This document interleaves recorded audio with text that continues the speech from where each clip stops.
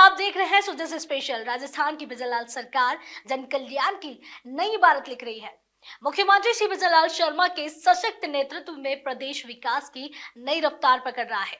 चाहे बात हो किसानों की भलाई की, युवाओं के लिए रोजगार के अवसरों की, या फिर महिलाओं और कमजोर वर्गों के उत्थान की, बिजनलाल सरकार की अनेक कल्याणकारी योजनाएं हर मोड़ पर राजस्थान वासियों को संबल दे रही है। प्रवासी राजस्थानी दिवस 2025 को लेकर विशेष सत्रों का आयोजन किया गया, जहां एनआरआर का योगदान, निवेश के नए अवसर और राजस्थान के विकसित भविष्य को लेकर चर्चा की गई। जयपुर में आयोजित इस महत्वपूर्ण आयोजन में मुख्यमंत्री श्री बिजनलाल शर्मा ने प्रवासी राजस्थानियों के लिए नए मार्ग खोलने पर जोर दिया। राज्य में उद्योग स्थापना, ऊर्जा, जल सुरक्षा और आधारभूत संरचनाओं के मजबूत होते आयाम राजस्थान को तेजी से निवेश की पहली पसंद बना रहे हैं। प्रवासी राजस्थानी दिवस के इस महत्वपूर्ण सत्र में जयपुर ने एक बार फिर साबित किया कि राजस्थान विकास और निवेश के नए शिखरों को छूने के लिए तैयार है। कार्यक्रम के दौरान मुख्यमंत्री श्री बिजनलाल शर्मा ने कहा कि प्रवासी राजस्थानी दिवस हमारी साझी विरासत का उत्सव होने के साथ साथ विचारों के आदान प्रदान एवं अनुभव साझा करने और राजस्थान के भविष्य को और मजबूत बनाने के लिए संवाद का एक खुला मंच है। उन्होंने आश्वस्त किया कि प्रवासी राजस्थानियों की हर समस्या का समाधान राज्य सरकार की जिम्मेदारी है। श्री शर्मा ने प्रवासी समुदाय की आवश्यकताओं को ध्यान में रखते हुए राष्ट्रीय एवं अंतर्राष्ट्रीय प्रवासी राजस्थानी मामले विभाग का गठन किया है। सभी जिलों में प्रवासियों के सहयोग के लिए अधिकारियों को नोडल बनाया गया है। साथ ही राज्य सरकार ने एनआरआर के लिए एक डैशबोर्ड का निर्माण किया है। आपकी कोई भी समस्या होगी उसका समाधान हमारी सरकार की जिम्मेदारी है। ये शायद पहली बार किसी प्रदेश में आप देख रहे होंगे कि प्रदेश के किसी भी व्यक्ति को अगर कोई परेशानी होती है तो उसके लिए उस प्रदेश में हमने हमारा एक अधिकारी लगाया है। अगर किसी देश की भी है तो वहां भी हमने एक अधिकारी लगाया है। उसके कांटेक्ट में आप जिस जिले के यहां रहने वाले हैं उसमें भी हमने एक एडीएम को स्पेसिफिक आदेश करके कहा है कि आपको प्रवासी भाइयों की बात सुननी है। उसके लिए भी हमने एक चार्ज उसको दिया है, जिससे वहां आपको उस जिले में किसी प्रकार की कोई परेशानी नहीं है। कई लोगों ने कहा हमारी मकान, हमारी दुकान, हमारी जमीन, उसका क्या होगा? मैंने कहा उनसे अगर आप देकर के आए तो वो आपकी मर्जी है। अगर आप देकर के नहीं आए हैं और जबरदस्ती अगर किसी ने उसको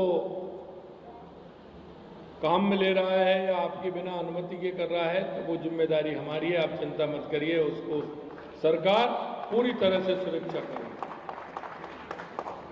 मैंने एक बात और कही थी आपसे, वो मैं दोहराना चाहता हूं। अगर ऐसा कोई केस है तो आप वहां जाएं, जिले में पूरी सूची बना है, आप हमारे उस अधिकारी को देकर के आए।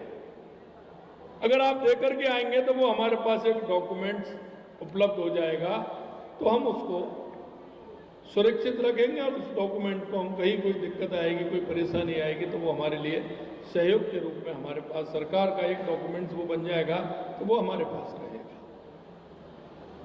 आप अपना कोई भी काम करना चाहते हैं तो उसके लिए पोर्टल पर हमने हमारे काम भी डाल दिए हैं कि आप कोई काम करना चाहें तो उसमें से छांट लीजिए।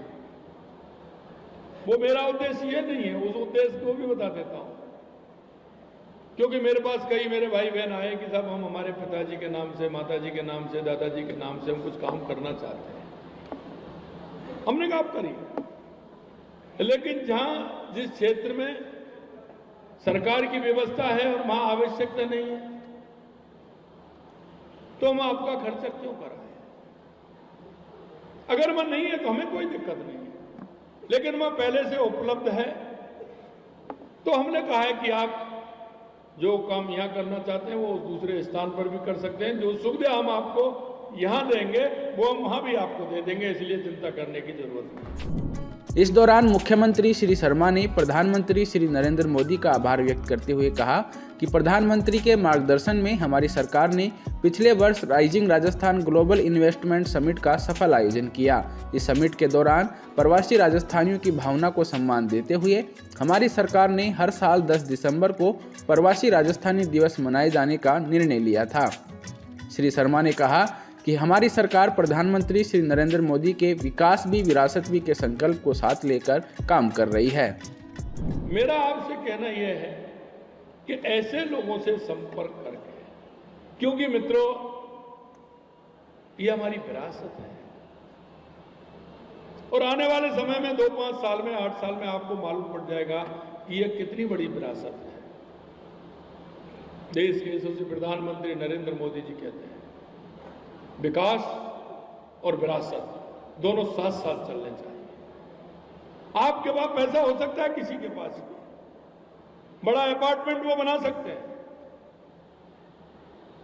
बड़ा घर बना सकते हैं, लेकिन हवेली नहीं बना सकते, हवेली नहीं बना सकते। इसलिए मैं आपसे कहना चाहता हूं कि उस विरासत को सजो के हमें रखना है और सजो करके उस विरासत को हमें हमारे आने वाली पीढ़ी को वो देखेंगे कि हमारे पूर्वजों के किस तरह के सपने थे। मैं धन्यवाद देना चाहता हूं देश के यशस्वी प्रधानमंत्री नरेंद्र मोदी जी को कि उन्होंने पहले साल में ही राइजिंग राजस्थान किया और पहले ही साल में मुझे मेरे प्रवासी राजस्थानी भाइयों की ताकत का मालूम पड़ा।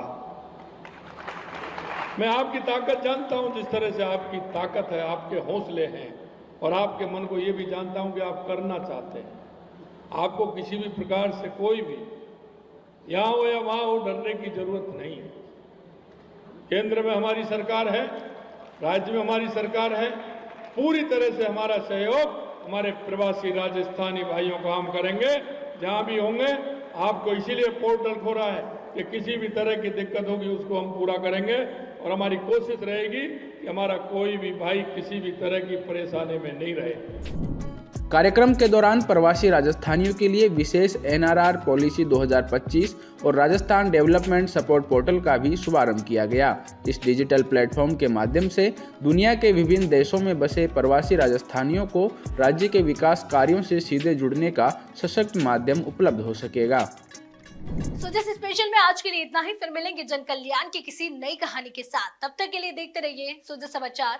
हमारे चैनल को लाइक, सब्सक्राइब और शेयर करना ना भूले। धन्यवाद।